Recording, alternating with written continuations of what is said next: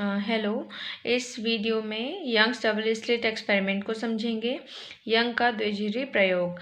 अगर यंग का द्विजिह्वी प्रयोग और फ्रिंज चौड़ाई का व्यंजक दोनों आते हैं तो वो ऑलवेज 5 नंबर में आएगा, और अगर 3 नंबर में केवल आता है मान लीजिए फ्रिंज चौड़ाई का व्यंजक, तो भी आपको यही करना है, थोड़ा सा उसे सिंप्लीफाई करके शॉर्ट करके कर देना। ओके, पहले समझ लो तो आप लोग कर लोगे।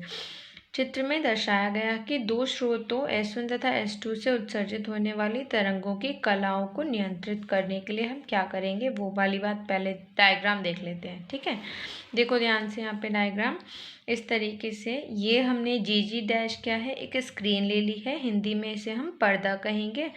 S1 और S2 दो स्रोत हैं, लेकिन ये दोनों स्रोत भी किससे प्रकाशित हो रहे हैं, एक स्रोत S से। ठीक है, ये दोनों हमने स्रोत S1 S2 स्लिट्स बाद में क्यों लगाई हैं, ये दो झिर्री क्यों लगाई हैं, क्योंकि ताकि S से जो स्रोत निकल के आएगा वो हमें क्या हो, कला संबंध स्रोत मिल जाए दो, इसलिए हमने S1 और S2 दो स्लिट्स लगाई हैं, बजाय दो अलग अलग स्रोत इस्तेमाल करने के एक ही स्रोत इस्तेमाल किया है। और आगे जाके इसके हमने आगे क्या लगा दिया, एक अवरोध लगा दिया और उसमें दो स्लिट बना दी S1 और S2। जब इससे प्रकाशित होकर के ये दोनों S1 और S2 स्लिट से निकलेंगी प्रकाश आगे, तो वो कला संबंध स्रोत होंगे। ठीक है, इसलिए फिर इनका हम पैटर्न स्क्रीन पर देख के ऑब्जर्व करेंगे। अब हम इसको पहले समझ लेते हैं आगे क्या होता है। तो अब आप लोगों को ये बात समझ में आएगी। चित्र में दर्शाया गया है कि दो स्रोत लिए S1 तथा S2 से उत्सर्जित होने वाली तरंगों की कलाओं को नियंत्रित करने के लिए क्या किया गया है, एक अपारदर्शी पर्दे पर दो सुछिद्र S1 तथा S2 बहुत निकट बनाई। जैसा कि अभी मैंने बताया था, एक S नाम का स्रोत लिया हमने और उसके आगे एक अवरोध बनाया, और अवरोध में दो बहुत ही करीब S1 और S2 दो स्लिट ले ली। ठीक है, जैसे मैं बोल रही हूँ इस तरीके से भी आप लिख कर समझा सकते हैं, बट ध्यान रखिएगा कि ठीक से लिख रहे हैं। ठीक है, इन्हें एक अन्य सुछिद्र से प्रदीप्त किया गया है, जिसे एक दीप्त स्रोत से प्रकाशित किया गया।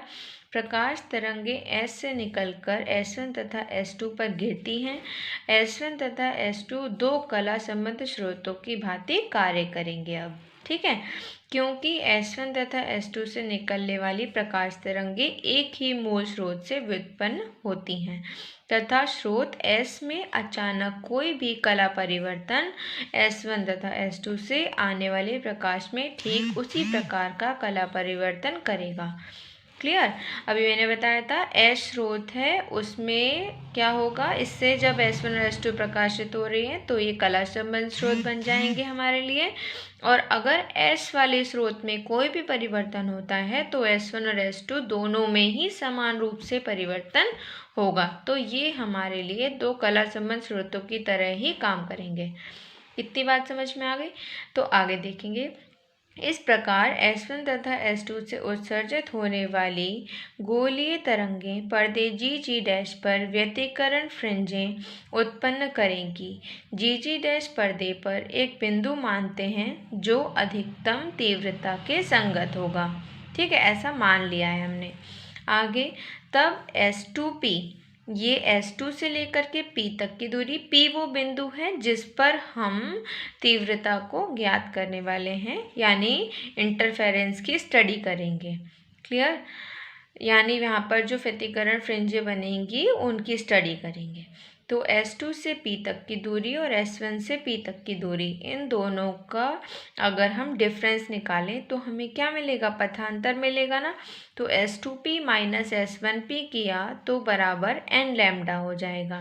ठीक है, लैम्डा क्या है, ये स्रोत था, प्रकाश का जो स्रोत है उसका तरंग दैर्घ्य है। ठीक है, तो n की वैल्यू यहाँ पे 0, 1, 2 कुछ भी हो सकती है। नेक्स्ट देखो कि अगर हम इसे ऐसा S2 दिस पॉइंट को हमने B मान लिया, S2BP को अगर हम एक ट्राइंगल मान लें तो S2P का हम पाइथागोरस थ्योरम से उसका स्क्वायर निकाल सकते हैं। सेम इसी तरीके से S1AP ट्राइंगल अगर मान ले तो S1P इसका क्या है, कर्ण है ना, हाइपोटेन्यूज, जिसे हम लंब, कर्ण और आधार बोलते हैं, तो कर्ण होता है हाइपोटेन्यूज, है ना। तो इस ट्राइंगल में तो S1P का स्क्वायर निकाल सकते हैं। वही काम हमने यहाँ पर किया है, S2P square minus S1P square, और दोनों को S2P के स्क्वायर को और S1P के स्क्वायर को पाइथागोरस थ्योरम से यहाँ पर लिख दिया है। मैं एक करके बताती हूँ, आप समझ जाएंगे फिर। जैसे कि मान लो हमने S2BP ट्राइंगल लिया, ठीक, ये वाला, तो इसमें S2P कर्ण है, कर्ण का स्क्वायर बटे लंब का स्क्वायर प्लस आधार का स्क्वायर होता है। अब यहाँ पर लंब जो है वो क्या है, देखो B से लेकर के P तक की दूरी है ना। ये जो दूरी है S1 और S2 स्रोतों के बीच की दूरी, इसको हमने देखो D माना है, यहाँ पर देखो, है ना, इसके बीच की दूरी को हमने स्मॉल d माना है, तो ये स्मॉल d दूरी हो गई। अब ये d दूरी जो है, ये इसमें अगर हम ये जोड़ दें, इतनी दूरी जोड़ दें, तो हमें ये पूरा मिल जाएगा B से लेकर के P तक का। तो D को हमने यहाँ पर क्या कह दिया कि B से लेकर के P तक यानी S2P निकालना है। तो देखो ध्यान से यहाँ पे क्या किया, ये तो D का स्क्वायर कर दिया यानी आधार का स्क्वायर कर दिया, प्लस लंब का स्क्वायर करने के लिए सॉरी, हमने क्या किया है ना, सेंटर से, केंद्र से P तक की दूरी को x मान लिया। तो अगर ये दूरी D है S1 और S2 के बीच की, तो केंद्र इसको दो बराबर भागों में विभाजित करेगा, तो ये D/2 हो जाएगी और ये D/2 हो जाएगी। तो हम इसे B से P तक की दूरी को ऐसे लिख सकते हैं x प्लस D/2, ठीक है। तो x प्लस D/2 का होल स्क्वायर कर दिया लंब के स्क्वायर को लिखने के लिए, माइनस करा, ये वाला माइनस करा, फिर माइनस S1P का स्क्वायर करा। S1P के लिए भी वैसे ही किया है, आधार तो वही रहेगा, देखो S1 से लेकर के A तक की दूरी S1A क्या हो जाएगा इस ट्राइंगल में, D का स्क्वायर प्लस यहाँ पर क्या हो जाएगा, देखो अब हमें S1AP ट्राइंगल में S1P निकालने के लिए ये दूरी करनी है। तो इसमें से क्या करेंगे, इस x दूरी में से D/2 को घटा दें तो बची ये, है ना, तो x माइनस D/2 का होल स्क्वायर कर दिया। सबको समझ में आ गया, बस हो गया काम हमारा। अब हमें आगे सॉल्व करना है केवल, जहाँ पर ये देखो S2P square minus S1P square equals to 2xD है। ये मैथ्स में बायनोमियल थ्योरम पढ़ने के अकॉर्डिंग आप कर सकते हैं, तो इसको यहाँ पर आपको पूरा एक्सप्लेन या कैलकुलेट नहीं करना है, तो बस इतना ध्यान रखना है कि ये टर्म सॉल्व होकर के कितना आएगी, 2xD आएगी। ये वाली बात याद रख लीजिए, ठीक है, 2xD आ जाएगा, जहाँ पर S1 S2 बराबर D है तथा OP बराबर x है। क्लियर, OP बराबर x मान लिया था स्क्रीन पर, और S1 S2 दो स्रोतों के बीच की दूरी स्मॉल d मानी थी। आगे अतः S2P माइनस S1P बराबर 2xD upon S2P plus S1P। ये देखो ध्यान से, इसको क्या करा हमने, तोड़ लिया, a square minus B square बराबर a minus B a plus B की आइडेंटिटी के अकॉर्डिंग। तो S2P minus S1P S2P plus S1P हो जाएगा। इसको हम यहाँ से ये नीचे ले आए, ठीक है। मैथ्स में इतना तो जानते हैं ना आप सभी लोग, अगर कोई दिक्कत हो तो यहाँ पे कमेंट सेक्शन में बता देना। तो देखो ध्यान से, ये हो गया, यदि x D बहुत ही छोटा है कैपिटल D से, कैपिटल D क्या है, स्रोतों से S1 S2 स्रोत से पर्दे तक की दूरी कैपिटल D है, और स्मॉल d क्या है, दो स्रोतों के बीच की दूरी, ठीक। तो अगर स्लिट्स के बीच की दूरी पर्दे से दूरी के बहुत ही छोटी होती है, तो यदि S2P प्लस S1P क्या होगा, जो हर में है यानी कि डिनोमिनेटर में है, को 2D से प्रतिस्थापित कर दें तो केवल नगण्य त्रुटि ही सन्निविष्ट होगी।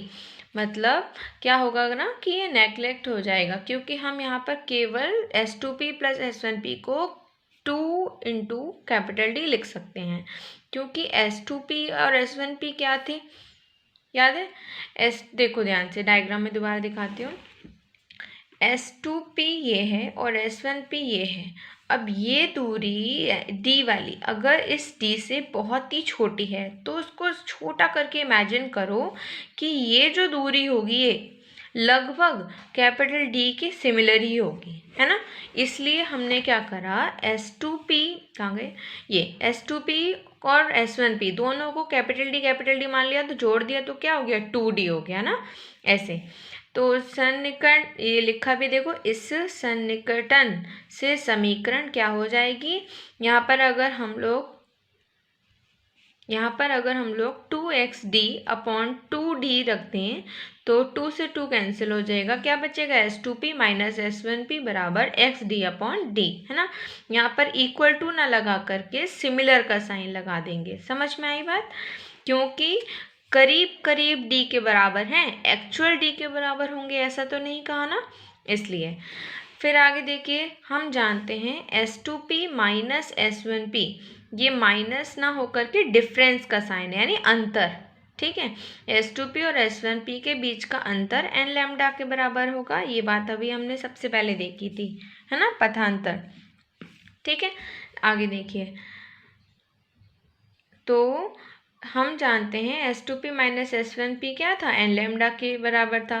तो संपोषी व्यतिकरण द्वारा दीप्त क्षेत्र हमें कब प्राप्त होंगे, देखो s2p माइनस s1p डायग्राम के अकॉर्डिंग आया xd अपॉन डी, और पथांतर होता है ये, तो इन दोनों को हमने इक्वल कर दिया, तो xd अपॉन डी सिमिलर हो गया n लैम्डा के।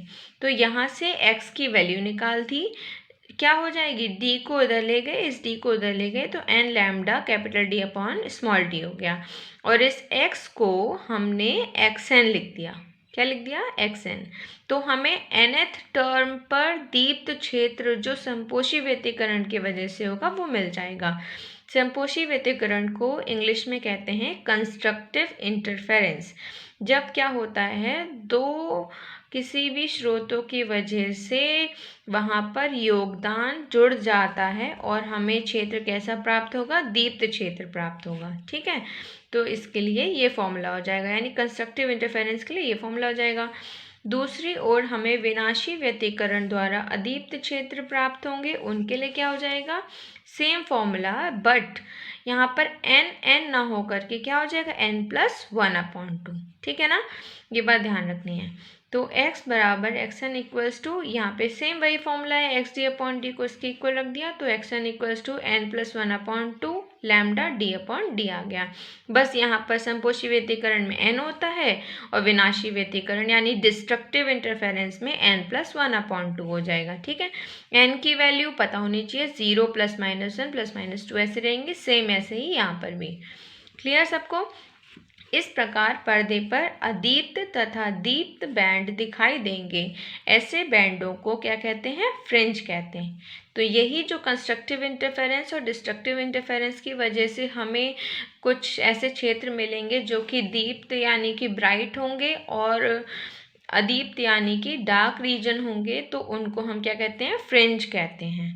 अब फ्रिंज हैं बहुत सारी, मान लो इस तरीके से, तो उनके बीच की कुछ ना कुछ चौड़ाई भी होगी, तो उसी फ्रिंज की चौड़ाई के लिए भी एक फॉर्मूला है, वो हम निकालेंगे।